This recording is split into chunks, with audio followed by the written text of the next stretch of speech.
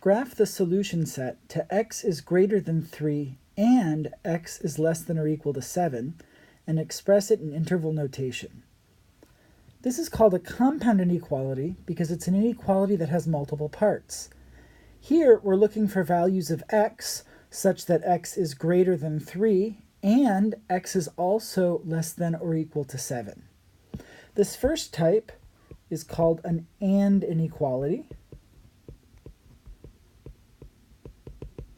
because it uses the word AND. Later we're going to see OR inequalities that use the word OR, and also double inequalities, which is another type, but right now I want to focus on AND inequalities. So let's start off with a number line that contains 3 and 7 because those are the important numbers in this problem. So 0, 2, 4, 6, 8, 10.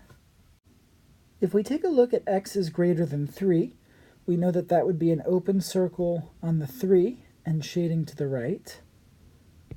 I'm not going to put this directly on the number line because this isn't going to be our final answer. This is just a part of the problem. So with the AND inequalities and the OR inequalities, I usually start with my scratch work above the number line. So this one represents x is greater than 3. Now I also want to draw x is less than or equal to 7. We know that that would be a closed circle on the 7 and then shading to the left. So this is x is less than or equal to 7.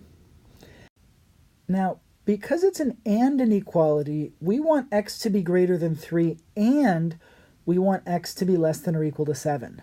So we're looking for numbers that are both greater than 3 and less than or equal to 7 at the same time. If we look at the two intervals and we ask ourselves, when is x both greater than 3 and less than or equal to 7? Well, that happens in this middle part, which is the overlap. If we're looking at the region that sits on both of these inequalities, any point on that interval is going to be greater than 3, and at the same time, it's going to be less than or equal to 7. So when we have these AND inequalities, what we're really looking for is we're looking for the overlap. We have to graph each of the individual inequalities by themselves, and we do that above the number line, and then we're looking to see where the overlap is. Now, if we're looking at the overlap happens between 3 and 7, so I am going to shade in between 3 and 7. Now, 3 is not actually part of the overlap because 3 is not included in this first interval. So because it's not part of the overlap, it's not part of our final solution, and we'll have an open circle there. On the other hand, 7 is included on both of those intervals, which means it's a solution to both of the inequalities, and so we're going to use a closed circle there. And so this ends up being our final answer, and if we write it in interval notation, it's going to be parenthesis 3, 7 bracket. If you want to check to make sure that this makes sense, you can pick a number on this interval to test. Let's pick 5. 5 is one of the solutions that is on our shaded interval. If we look back at the original inequality, 5 is greater than 3, so we know it makes that one true. Also, 5 is less than 7, so it's automatically less than or equal to 7.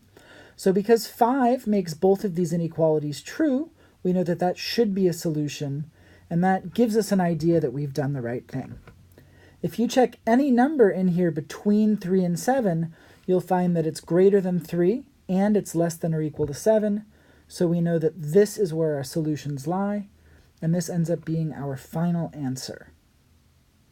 So to recap, when we have an AND inequality, the first step is to graph both of the individual inequalities above the number line, and then look for the overlap, and the overlap gives you the solution.